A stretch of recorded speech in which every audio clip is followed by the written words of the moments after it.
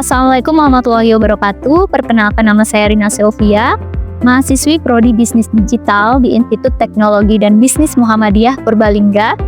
Di sini saya akan presentasi terkait mata kuliah Ekonomi Islam dengan tema 3 aliran ekonomi, yaitu ekonomi kapitalisme, ekonomi sosialis, dan ekonomi Pancasila. Presentasi ini diharapkan dapat memberikan pemahaman komparatif terkait ketiga aliran tersebut gitu. Khususnya bagaimana relevansinya dalam konteks perekonomian modern dan juga perspektif ekonomi Islam. Baik, langsung saja saya mulai dari sejarahnya gitu. Jadi sepanjang perjalanan sejarah manusia terus berupaya menemukan sistem ekonomi yang paling efektif untuk mencapai kesejahteraan bersama. Jadi pada abad ke-18 itu muncul ekonomi kapitalis yang menekankan kebebasan individu serta mekanisme pasar bebas sebagai penggerak utama perekonomian. Tapi ketimpangan sosial yang timbul di kemudian melahirkan sistem ekonomi sosialis gitu, yang berorientasi pada pemerataan dan peran negara dalam mengatur perekonomian.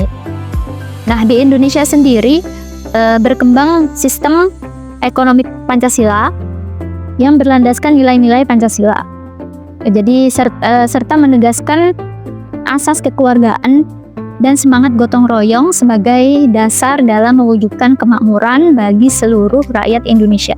Terkait aliran ekonomi kapitalisme, jadi aliran ini itu merupakan sistem ekonomi yang memberikan kebebasan luas kepada individu maupun swasta untuk memiliki alat produksi dan menjalankan kegiatan ekonomi demi memperoleh keuntungan.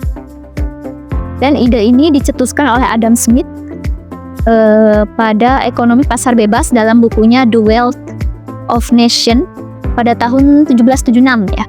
Jadi itu dicetuskan oleh Adam Smith terkait ekonomi pasar bebas.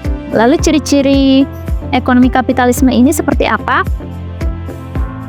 Yang pertama itu alat produksi dimiliki oleh individu atau perusahaan swasta, dan harga produksi ditentukan oleh mekanisme pasar. Lalu pemerintah hanya sedikit campur tangan gitu. Jadi tidak sepenuhnya campur tangan terkait ekonomi ini. Jadi persaingan bebas menjadi penggerak ekonomi dan motif utamanya itu adalah mencari laba ya. Jadi itu terkait aliran ekonomi kapitalisme. Lalu kelebihan dan kekurangannya itu seperti apa? Jadi kelebihannya itu yang pertama itu mendorong inovasi, efisiensi, dan kemajuan teknologi.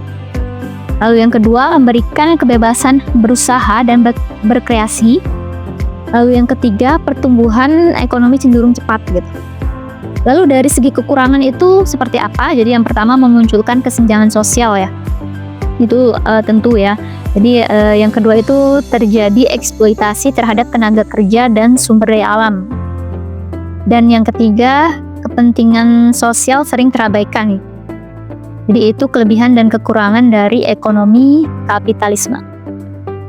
Lalu untuk ekonomi sosialis, jadi ekonomi ini merupakan sistem ekonomi yang menekankan kepemilikan bersama atau negara atas alat produksi dengan tujuan menciptakan pemerataan dan keadilan sosial bagi seluruh rakyat Indonesia.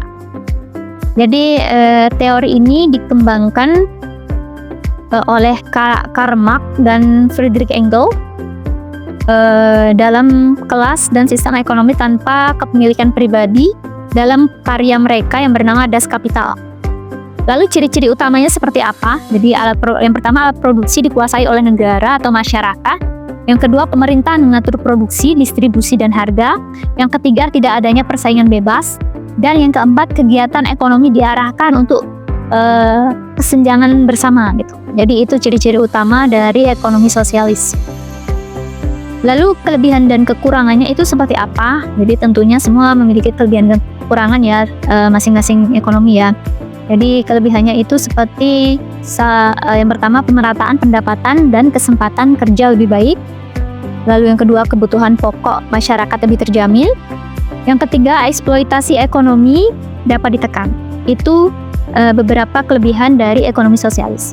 Lalu kekurangannya seperti apa? Yang pertama, kekurangan memotivasi individu untuk berinovasi.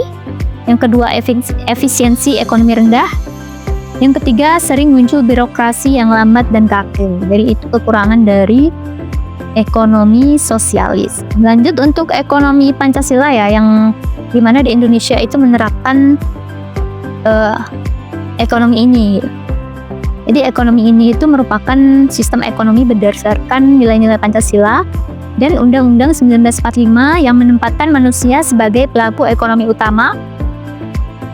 Jadi sangat kekeluargaan, gotong royong, dan keadilan sosial. Jadi itu sangat mengutamakan itu. Jadi seperti yang dirumuskan oleh Profesor Mubianto dalam sistem ekonomi khas Indonesia yang berlandaskan nilai-nilai Pancasila dan Undang-Undang 1945. Lalu ciri-ciri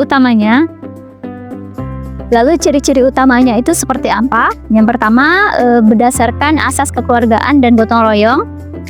Jadi pasal 33 dalam Undang-Undang 1945. Lalu yang kedua, negara berperan sebagai pengatur dan pengawas. Yang ketiga, koperasi menjadi sopuluru perekonomian. Lalu yang keempat, menjaga keseimbangan antara kepentingan individu dan masyarakat. Dan yang terakhir, ciri-ciri ini bertujuan untuk kemakmuran seluruh rakyat Indonesia. Jadi itu ciri-ciri utama aliran ekonomi Pancasila. Lalu kelebihan dan kekurangannya itu seperti apa? Yang kelebihannya yang pertama itu sesuai dengan kepribadian bangsa Indonesia. Yang kedua, mendorong kebersamaan dan pemerataan ekonomi. Dan yang ketiga, menggabungkan efisiensi dan keadilan sosial. Lalu untuk kekurangannya itu seperti pelaksanaannya sering belum konsisten ya. Dan masih terpengaruh praktik kapitalisme modern. Ya, seperti setiap hal itu pasti memiliki kekurangan dan kelebihan ya. Lalu jadi kesimpulannya dari tiga pembahasan tadi, jadi setiap aliran ekonomi memiliki pendekatan yang berbeda dalam mengatur sumber dan kesejahteraan masyarakat. Kapitalisme menekankan kebutuhan pasar, sosialisme mengutamakan pemerataan suatu melalui negara, sedangkan ekonomi Pancasila mengambil posisi tengah dengan berlandaskan nilai kemanusiaan dan keadilan sosial. Jadi perbandingan ini menunjukkan bahwa ekonomi bukan hanya soal mekanisme produksi dan distribusi, tapi juga tentang nilai dan prinsip yang ingin ditegakkan dalam kehidupan bermasyarakat. Saya kira itu saja presentasi dari saya. Jika ada kesalahan dalam penyampaian, mohon dimaafkan. Saya tutup dan saya akhiri. Wabillahi taufiq wal hidayah. Wassalamualaikum warahmatullahi wabarakatuh.